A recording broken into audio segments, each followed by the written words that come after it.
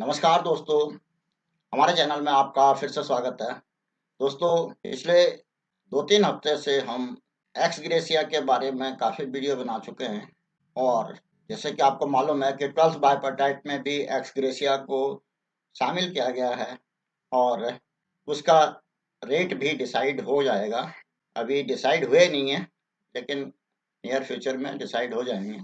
अगले हफ्ते तक शायद बाइपेटाइट पूरी तरह से साइन हो जाएगा, तो उसी समय सारी कैलकुलेशन सामने आ जाएंगी। अभी तक जो भी कैलकुलेशन है, जो भी अटकलें लोग लगा रहे हैं, वो सब भ्रामक हैं और क्लैरिटी किसी के पास नहीं है। ना ही कोई करेक्ट इंफॉर्मेशन है, ना ही किसी के पास कोई फार्मूला है, ना क्वांटम का क्या होगा वो भी कुछ नहीं मालूम। जितने भी कमेंट्स लोगों के आ रहे हैं सोशल मीडिया में, सब अपने अपने कल्पना के आधार पर हैं, ना कि किसी फैक्ट्स के आधार पर। दोस्तों, जैसे ही 7 दिसंबर को एमओयू साइन हुआ था, उसमें एस ग्रेसिया का अमाउंट की बात की गई थी पेंशन अपडेशन के बजाय। तो तब से लेकर के अब तक इस संबंध में काफ़ी कंट्रोवर्सी चल रही है और हर आदमी अपने अपने विचार व्यक्त कर रहा है। हमने भी जो वीडियो बनाए थे, मैंने किसी भी समय किसी रेट के बारे में या किसी अमाउंट के बारे में अपने वीडियो में कुछ नहीं बताया। और अब जब कई वीडियो मैंने जारी किए तो लोगों के बहुत सारे कमेंट आए और उन कमेंट के जो ना अलग-अलग किस्म के कमेंट थे, पर उन कमेंट्स में से भी मैंने लगभग 6-7 कमेंट एक ब्रॉड कैटेगरी में डाले। यद्यपि मैं इंडिविजुअल व्यूअर्स को, सब्सक्राइबर को उसका जवाब देता ही हूँ, लेकिन मैंने सोचा कि ये अलग से एक वीडियो बना दिया जाए ताकि सभी व्यूअर्स के सामने पोजीशन पता लग पाए।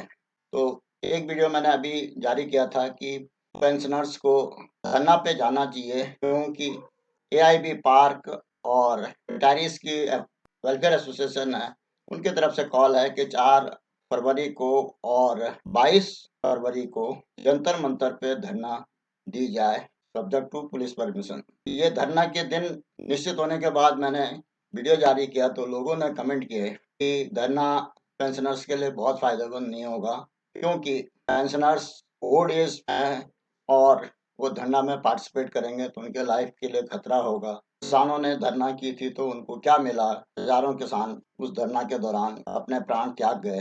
दोस्तों, मेरा ये मानना है, यदि कुछ पाना है तो उसके लिए कुछ न कुछ तो सैक्रिफाइस करना पड़ेगा। किसानों के आंदोलन में भी लंबा आंदोलन चला, उसमें आखिर में सरकार को वो बिल वापस लेना पड़ा। पेंशनर्स के तो केवल दिन की धरना है, एक 4 फरवरी को और एक 22 फरवरी को, जबकि किसानों की धरना जो थी वो निरंतर चल रही थी और उसमें लाखों किसान आए थे दिल्ली। मेरा ये मानना है कि यदि पेंशनर्स ये 2 दिन की सिंबॉलिक धरना में शामिल होते हैं, तो उसका कुछ न कुछ असर सरकार के ऊपर अवश्य पड़ेगा। और हम पेंशनर भाइयों से ये रिक्वेस्ट करते हैं कि यदि उनकी सेहत परमिट करती है और वो आ सकते हैं, तो चाहे वो 1 घंटे के लिए आएँ, 2 घंटे के लिए आएँ, पर धरना स्थल पर जंतर मंतर पे अवश्य पहुँचे, ताकि हम लोगों की यूनिटी और सरकार के सामने हमारी डिमांड के बारे में एक सही ढंग से प्रदर्शन हो पाए। दूसरा, एक मेरा बार-बार रिक्वेस्ट रहती है कि जितने भी पेंशनर्स ऑर्गेनाइजेशन हैं, वो मिल करके जो कोर्ट केस फाइल किए हैं, उनको परस्यू करें और एक अच्छा-सा वकील रख करके उसको कोशिश करें कि जल्दी से जल्दी डेट लग करके केस के फैसले हो जाएँ, क्योंकि ज़्यादातर केस दिल्ली हाई कोर्ट में कंसंट्रेट कर दिए गए हैं और एक केस एमसी सिंगला वाला सुप्रीम कोर्ट में चल रहा है, जिसकी पहली तारीख मार्च को फिर से लिस्टिंग होगी और एग्जैक्ट डेट मार्च के महीने की पता लग जाएगी। दोस्तों, एक कोर्ट केसेस ही ऐसा जरिया है जिससे कि पेंशनर्स को अपने लेजिटिमेट राइट मिल सकते हैं। कोर्ट में चाहे देर लगे, लेकिन भारत में आज भी कोर्ट्स पे ही भरोसा है। यदि कोर्ट ने फैसला कर दिया तो वो सरकार को मानना ही पड़ेगा। और ऐसे सैकड़ों फैसले हैं जिसमें कि कर्मचारियों द्वारा कोर्ट में केस किए गए हैं और उनके फेवर में फैसले हुए और उन फैसलों के को सरकार को इम्प्लीमेंट करना पड़ा। तीसरा जो कमेंट बार-बार आ रहा है, एक प्रधानमंत्री श्री नरेंद्र मोदी जी ही ऐसे हैं जो कि बैंक पेंशनर्स के अपडेशंस का फैसला कर सकते हैं। तो मैं उन पेंशनर भाइयों से तो बताना चाहूँगा कि प्रधानमंत्री अकेले कोई निर्णय नहीं लेते। जैसे उनको फीडबैक दिया जाता है, उसी पर निर्णय लिया जाता है। और जहाँ तक भाजपा सरकार की अपनी नीतियाँ हैं, वो शुरू से कर्मचारियों के या वेतनभोगियों के बहुत ज़्यादा पक्ष में नहीं रही, क्योंकि उनका फ़ोकस बिज़नेसमैन और इंडस्ट्रीज़ की तरफ ज़्यादा है। और जो इंडस्ट्रीज़ के फ़ेवर में जो पॉलिसीज़ होंगी, उन्हीं को वो इम्प्लीमेंट करना चाहेंगे। तो मुझे तो नहीं लगता कि प्रधानमंत्री को अप्रोच करके इसमें आसानी से फैसला हो सकता है। तो मैं उन व्यूअर्स से, उन सब्सक्राइबर्स से कभी भी सहमत नहीं हो सकता कि प्रधानमंत्री अकेले उसको निर्णय को ले लेंगे और हमें कुछ करने की ज़रूरत नहीं। आपको ये मालूम है कि सेंट्रल गवर्नमेंट की या स्टेट गवर्नमेंट की जो पुरानी पेंशन को बंद करने का जो निर्णय लिया गया था, वो भी बीजेपी गवर्नमेंट के समय ही लिया गया था। और आगे भी कई स्कीम्स जो चलाई जा रही हैं, वो ज़्यादातर हमारे पिछले 2 बाइपर्टाइट 10th और 11th भी बीजेपी गवर्नमेंट के टाइम पे ही हुआ। और स्पेशल पे का जो एक प्रोविज़न किया गया, वो भी बीजेपी गवर्नमेंट के दौरान ही है। और स्पेशल पे से आपको मालूम है कि पेंशनर्स को उसका नुकसान ही हुआ है। और आज की डेट में 20 से 25% पेंशन केवल स्पेशल अलाउंस इंट्रोड्यूस करने के बाद ही कम हो गई। तो ये कहना कि प्रधानमंत्री को अप्रोच करके ही ये डिसीजन हो सकता है, ये भी सरासर गलत है। और ये जिन लोगों की ये धारणा है, ये शायद कहीं न कहीं वो इस बात को नहीं समझते जो इसमें पृष्ठभूमि है।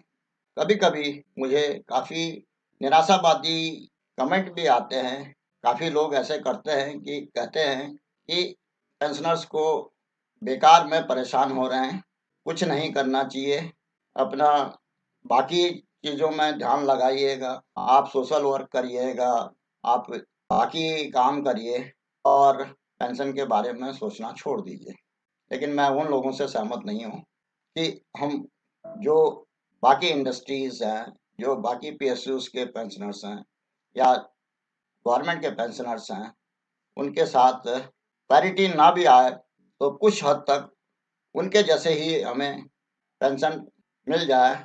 और जो हमारा डायरेक्ट कंट्रोलर है, रिज़र्व बैंक ऑफ इंडिया, उसके जो पेंशनभोगी हैं, उनके बराबर तो बैंकिंग इंडस्ट्री के सभी कर्मचारियों का हक बनता है कि आरबीआई के पैटर्न में पेंशन अपडेशन किया जाए।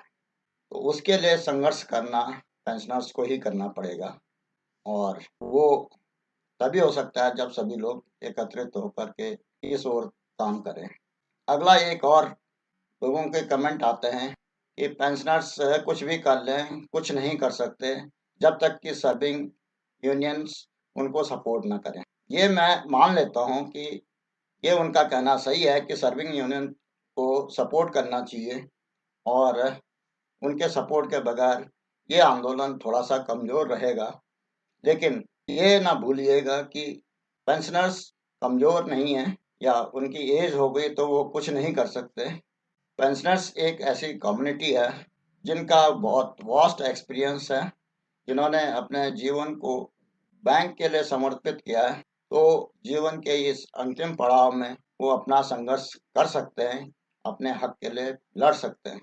तो यदि सर्विंग यूनियन सपोर्ट ना भी करें, तो पेंशनर्स को अपनी एफर्ट्स तो जारी रखनी पड़ेगी। अगला प्रश्न है कि एक्स ग्रेशिया को एक्सेप्ट नहीं करना चाहिए, केवल पेंशन अपडेशन ही हम लोगों का मेन मोटो होना चाहिए। इस संबंध में भी मैं उन लोगों से सहमत नहीं हूँ। दोस्तों, यदि एक्स ग्रेशिया का प्रोविजन वेज रिविजन में बाइपर्टाइट सेटलमेंट में किया गया है, तो फिर एक्सेप्ट करना या न करना पेंशनर्स के पास कोई ऑप्शन नहीं है, केवल उसको स्वीकार ही करना पड़ेगा। चाहे लोग ये सोच के चलें कि भई ये एक्स ग्रेशिया भीख है। हालाँकि मैं उन लोगों से थोड़ा-सा डिफ़र करता हूँ कि अगर हमें एक्स ग्रेशिया मिल रहा है, तो हम बैंक के पेंशनर हैं इसलिए मिल रहा है, ना कि कोई हमें भीख दे रहा है या ना कोई डोनेशन दे रहा है। ये भी डायरेक्टली और इनडायरेक्टली पार्ट ऑफ पेंशन ही है।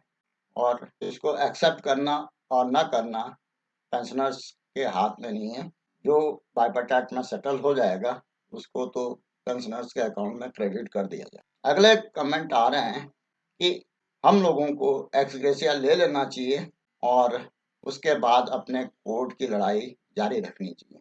दोस्तों, जहाँ तक मैंने कह दिया कि एक्स ग्रेशिया लेना ना लेना हमारे हाथ में नहीं है। हमें तो एक्स ग्रेशिया तो मिल ही जाना है, उसको तो अब जब बाइपेटाट में साइन कर देंगे तो वो मिलेगा ही। लेकिन जो उनका दूसरा सुझाव है कि हमें अपनी एफर्ट्स जारी रखनी है, उससे मैं पूरी तरह से सहमत हूँ। और मैं ये मान के चलता हूँ कि जितने भी हमारे पेंशनर्स भाई हैं, सभी लोग एक यूनाइटेड फोरम में आकर के जितने भी कोर्ट केसेस हैं उनको परस्यू करें, अच्छे से एडवोकेट रखें।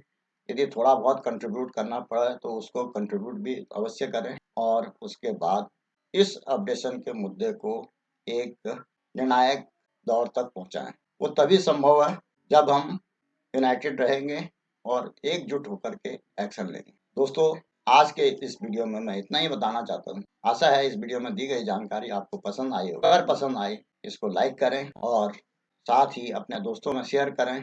अगर और कोई जानकारी चाहिए तो उसके लिए कमेंट अवश्य करें। यदि आप मेरी बातों से सहमत नहीं है तो उसके लिए भी अवश्य कमेंट करें, ताकि यदि आपकी बात मेरे को कन्विंस कर जाती है तो मेरी नॉलेज बढ़ जाती है, तो मैं भी उसको एक्सेप्ट कर लूँगा। फाइनेंशियल लिटरेसी से संबंधित, बैंकिंग से संबंधित, बैंक पेंशन से संबंधित और गवर्नमेंट की स्कीम के बारे में जानने के लिए इस चैनल को सब्सक्राइब करें और नए-नए वीडियो के जल्द नोटिफिकेशन के लिए बेल आइकन दबाना ना भूलें। वीडियो को अंत तक देखने के लिए धन्यवाद। जय हिंद, वंदे मातरम।